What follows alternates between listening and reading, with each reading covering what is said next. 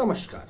Up to date channel के माध्यम से आज मैं आपको बताना चाहता हूं कि बीपीएससी अध्यापक नियुक्ति परीक्षा 2023 में जो कि अत्यंत महत्वपूर्ण पॉलिटिकल साइंस के जो प्रश्न हैं वह मैं आज आपके समक्ष रखने जा रहा हूं।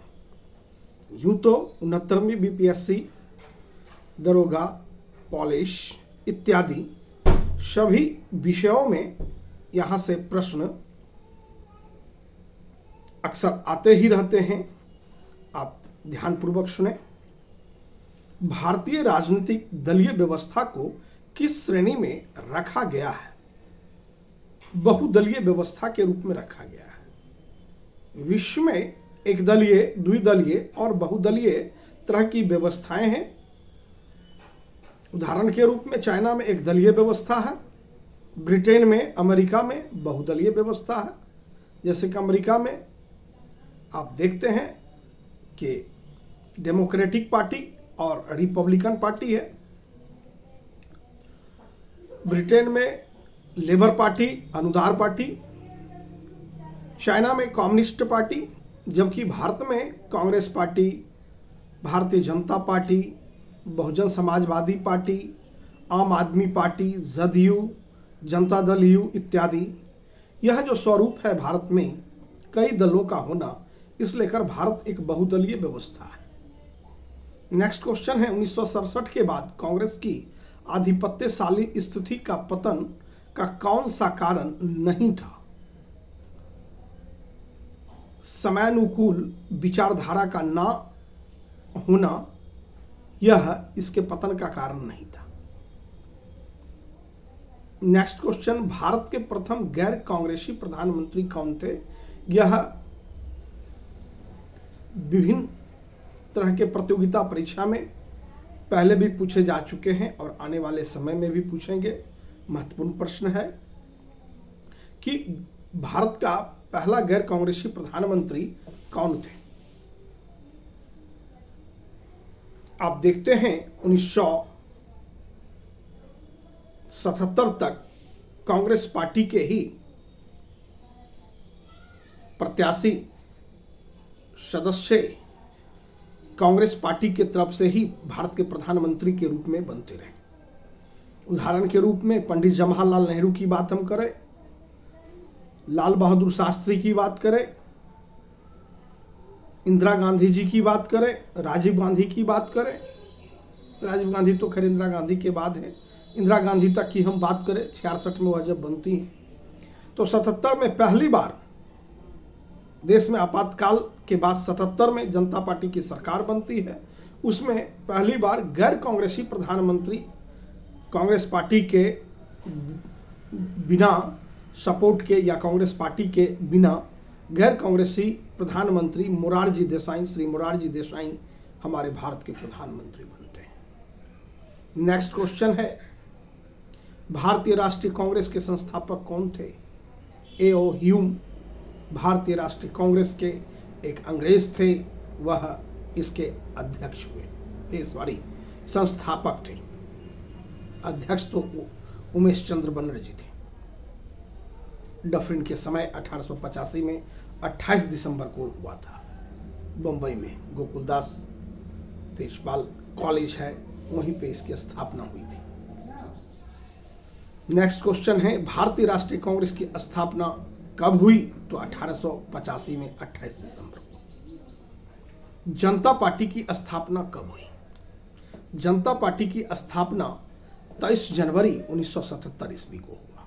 जनता पार्टी जिससे मोरारजी देसाई भारत के प्रधानमंत्री बने। भारतीय इतिहास में एक नया अध्याय शुरू हुआ था। उस पार्टी की, जनता पार्टी की स्थापना 23 जनवरी 1977 ईस्वी को हुआ। 23 जनवरी हमारे सुभाष चंद्र बोस का जन्म से भी संबंधित है। धारा 370 का संबंध किस प्रदेश से है? धारा 370 का संबंध काफी चर्चित पिछले साल रहा। 2019 में अक्टूबर 2019 को 370 धारा को समाप्त कर दिया गया एनडीए गवर्नमेंट के द्वारा। 370 धारा का संबंध कश्मीर से था, जम्मू कश्मीर से। यह धारा भारत में संविधान के अलावे एक संविधान वहां, एक व्यवस्था वहां कायम थी। इस व्यवस्था को शिथिल करने का, समाप्त करने का कार्य एनडीए गवर्नमेंट ने किया। 5 सूत्री कार्यक्रम की शुरुआत किसके द्वारा की गई? 5 सूत्री कार्यक्रम संजय गांधी के द्वारा किया गया था। सीमांत गांधी के नाम से कौन जाने जाते हैं? खान अब्दुल गफ्फार खां सीमांत गांधी के नाम से जाने जाते हैं। यह भारतीय स्वतंत्रता संग्राम के स्वतंत्रता सेनानी थे। भारत के प्रथम प्रधानमंत्री कौन थे? भारत के प्रथम प्रधानमंत्री, first president of India, Pandit Jawaharlal Nehru थे। भारत में वर्तमान में कुल कितने राष्ट्रीय दल हैं? 7 राष्ट्रीय दल हैं। भारत में द्वितीय आम चुनाव कब हुआ? 1957 में द्वितीय आम चुनाव हुआ।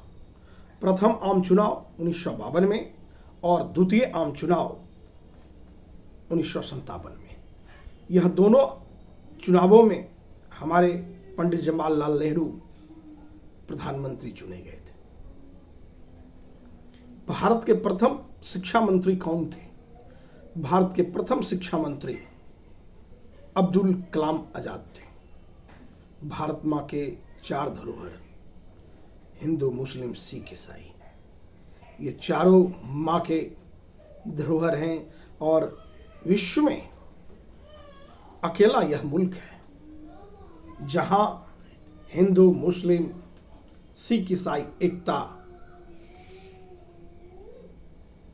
का प्रारूप आपको देखने को मिलता है। 1952 से 1967 तक भारत में किस राजनीतिक दल का प्रभुत्व रहा? कहना नहीं पड़ेगा, कांग्रेस पार्टी का रहा। एक छत्र राज केंद्र में रहा। स्वतंत्र भारत में प्रथम आम चुनाव कब हुए? 1952 में। 26 जनवरी को हम क्या मनाते हैं? भारत एक गणतंत्रात्मक देश है। 26 जनवरी 1950 को हम गणतंत्र हुए। गणतंत्र और स्वतंत्र में थोड़ा अंतर है। जब राष्ट्र का प्रथम व्यक्ति, उदाहरण के रूप में भारत में राष्ट्रपति, वंशानुगत न होकर पद पे निर्वाचित हो, चयनित हो, वैसे मुल्क की व्यवस्था गणतंत्रात्मक कहलाती है। हमारे यहाँ राष्ट्रपति के पुत्र राष्ट्रपति नहीं बन सकते हैं। कोई भी आम आदमी यदि योग्यता रखता है, उम्र के 35 वर्ष, सारे संवैधानिक जो नियम बने हैं उससे को पालन करते हैं, तो वह राष्ट्रपति बन सकते हैं। पायदान के लोग भी बन सकते हैं, शीर्ष के भी बन सकते हैं, हिंदू मुस्लिम भी बन सकते हैं, सभी लोग बनते हैं, आप देखे ही हैं। तो गणतंत्र वंशानुगत अगर होता कि राष्ट्रपति का बेटा का ही पद राष्ट्रपति रहते तो राजतंत्र हो जाता, स्वतंत्र होता राष्ट्र, डेमोक्रेसी होता, लेकिन यह राजतंत्र होता। उदाहरण के रूप में ब्रिटेन देखिए, वहाँ लोकतंत्र है लेकिन राजतंत्र है। वहाँ के प्रथम व्यक्ति राजा होते हैं और राजा के ही वंशज वहाँ पे प्रथम व्यक्ति शासन सत्ता के मान लिया प्रथम नायक होते हैं। तो इन सभी प्रश्नों को आप बारीकी से स्मरण कर लें ताकि आने वाले परीक्षा में अध्यापक भर्ती परीक्षा हो या 69वीं बीपीएससी हो, सिपाही, दरोगा, एसएससी, तमाम तरह के परीक्षाओं में यहाँ से प्रश्न आपको बनते हैं। इन्हीं शब्दों के साथ जय हिंद, जय भारत। अगले वीडियो आप देखते रहें। नेक्स्ट वीडियो आपके बीच इससे आगे के जो महत्वपूर्ण प्रश्न हैं वो आपके बीच आएंगे। आप चैनल पे अगर नए हैं तो सब्सक्राइब कर लें, बेल बटन दबावें, अधिक से अधिक शेयर करें। जय हिंद। जय भारत।